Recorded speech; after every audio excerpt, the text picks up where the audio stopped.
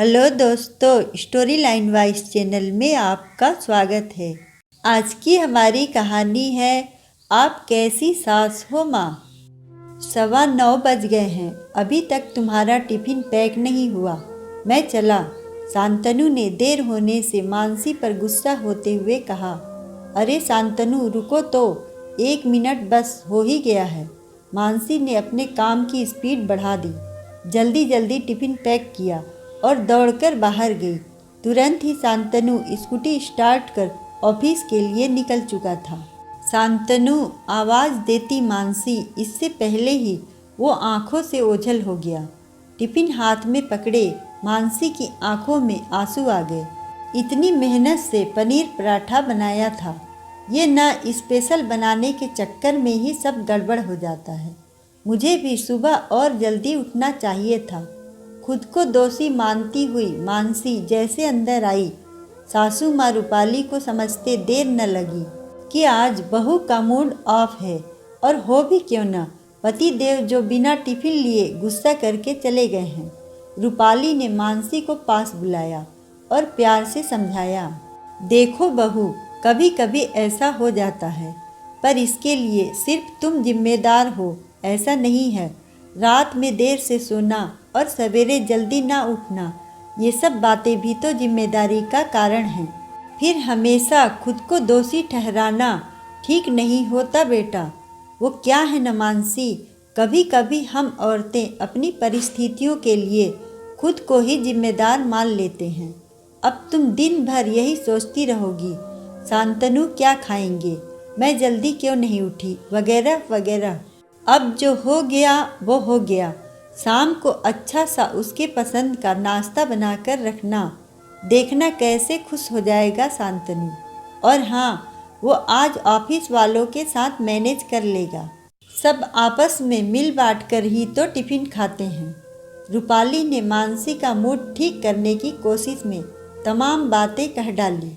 फिर अंत में मुस्कुराते हुए ये भी कहा, उसके गाड़ी के डिक्की में मैंने कुछ स्नैक्स रख दिए हैं, तुम चिंता न करो, मैं माँ हूँ उसकी। मैंने देखा तुम दोनों आनन फानन में काम बिगाड़ रहे हो, तो मैंने धीरे से डिब्बे में स्नैक्स भरकर रख दिया। थैंक गॉड मम्मी, आप कितनी अच्छी हैं। कहते हुए मानसी ने कृतार्थ भरी नज़रों से रूपाली की ओर देखा।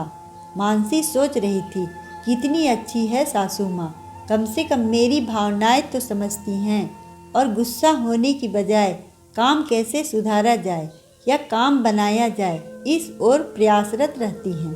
शांतनु भी तो एक बार बोल सकते थे ना कि कोई बात नहीं, देर हो गई तो मैं मैनेज कर लूँगा, पर नहीं, वो तो सिर्फ ताव दिखाकर चले गए। सच में सासू माँ ने तो मेरा मूड ही ठीक कर दिया।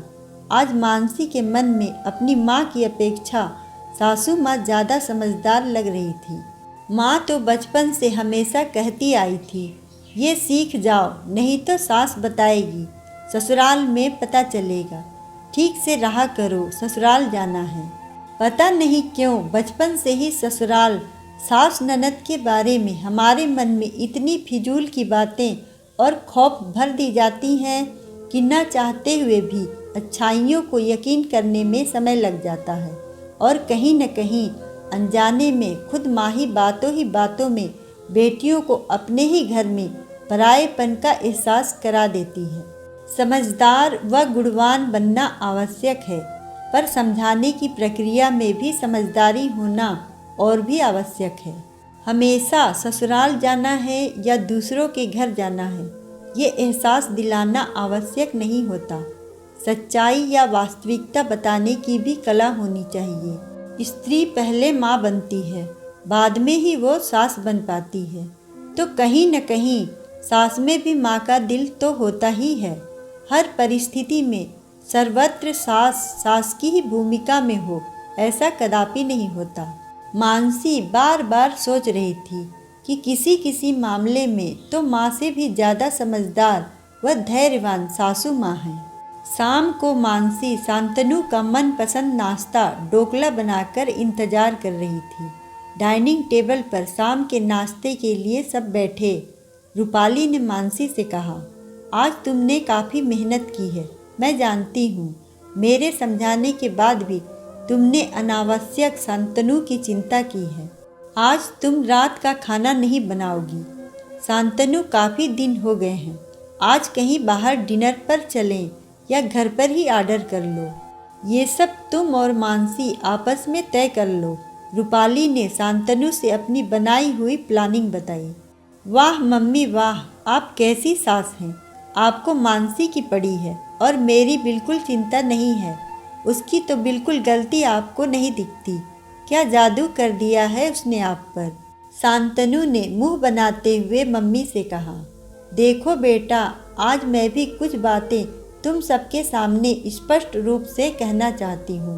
हर परिवार में ये सब समस्याएं या इससे भी बड़ी समस्याएं आते जाते रहती हैं, पर हम उन्हें दिल से लगाकर बैठेंगे तो अपनी खुशी स्वयं ही खत्म करने के जिम्मेदार होंगे। मैं नहीं चाहती जिंदगी में जो गलती मैंने की है वही मेरी बहू भी करे। आश्चर्य से शांतनु और उसके पापा वेद प्रकाश जी रूपाली का मुंह देखने लगे। हाँ, मैं बिल्कुल ठीक कह रही हूँ।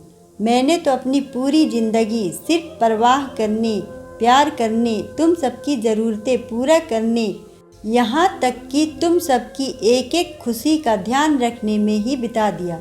मैंने तो अपने बारे में कभी सोचा ही नहीं कि मुझे क्या चाहिए, मेरी खुशी के मायने क्या हैं। मैंने तो इन सभी चीज़ों को अपना कर्म, अपनी किस्मत, यही सब कुछ मान लिया। ये भी सच है कि तुम सबकी खुशी में ही मेरी खुशी है, पर काश ऐसा तुम सब भी सोच पाते। मैंने तो अपनी पूरी ज़िंदगी सिर्फ काटी है, ज़िंदगी जिया तो है ही नहीं। और मैं चाहती हूँ मेरी बहू ज़िंदगी काटे नहीं, खुलकर जिए। देखो क्या है न बेटा, खुशियाँ हमारे चारों ओर बाहें फैलाए हुए हमारा इंतज़ार करती रहती हैं। हमें उन्हें लेना आना भी चाहिए। हमें उन खुशियों को दरकिनार नहीं बल्कि आगोश में भर लेना चाहिए। ये रोज़मर्रा की छोटी छोटी खुशी होती है ना, यही हमारे लिए बहुत मायने रखती है। कहीं ऐसा न हो मिथ्या ही हम किसी बड़े खुशी के लिए इन छोटे छोटे खुशनुमा माहौल से खुद को दूर करते रहें। तुम्हारी मम्मी बिल्कुल ठीक कह रही हैं शांतनु। शायद मैं भी तुम्हारी तरह ही था, कभी रूपाली की चाहत के बारे में सोचना ज़रूरी नहीं समझा था। अब मम्मी ने अपने जीवन के बीते अनुभव हम सबके सामने साझा कर दिया है। अब तुम दोनों की मर्जी, हमारे जीवन से कुछ सीखना चाहते हो या वही ज़िंदगी दोहराना चाहते हो।